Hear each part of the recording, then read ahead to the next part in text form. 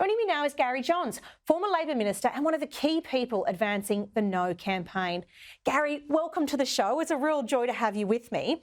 These institutions, the universities, the sporting codes, are they persuasive? Will they convince people? They might in the first instance. I call this, it's bullying. It's a willful ignorance, really. I mean, these people know, as you rightly point out, that this will make it more difficult for them to do business. So why the hell are they doing it? It's just extraordinary. I put it to them, and I'll write to them after the referendum and say, you will not save the life of a single child by changing the Constitution.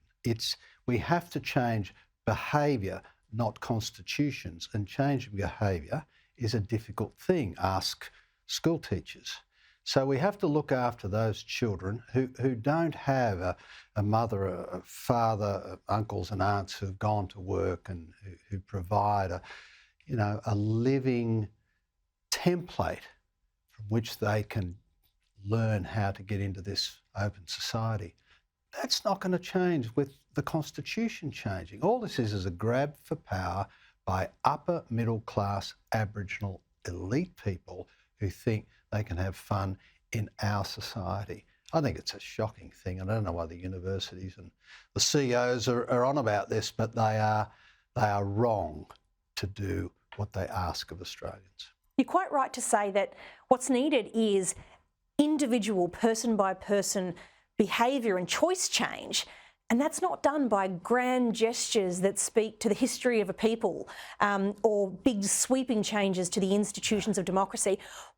What do you make of the bizarre claim from Michael Chaney of Wesfarmers today, suggesting that Australia will struggle to attract investment internationally because we won't be seen as a fair place if we aren't willing to back a constitutionally entrenched voice to Parliament? Michael, where have you been, really, for the last 40 years? I mean, grow up. Michael, he lives in Perth, as I understand it, or he's a Perth-based fellow. Go out to Coolgardie, which is near Kalgoorlie. Most of us will know about that. And there's a school there called an Aboriginal Christian school. Now, they take children from central Western Australia. Go out there, Michael, and see the work that takes place to get those children into the wider society.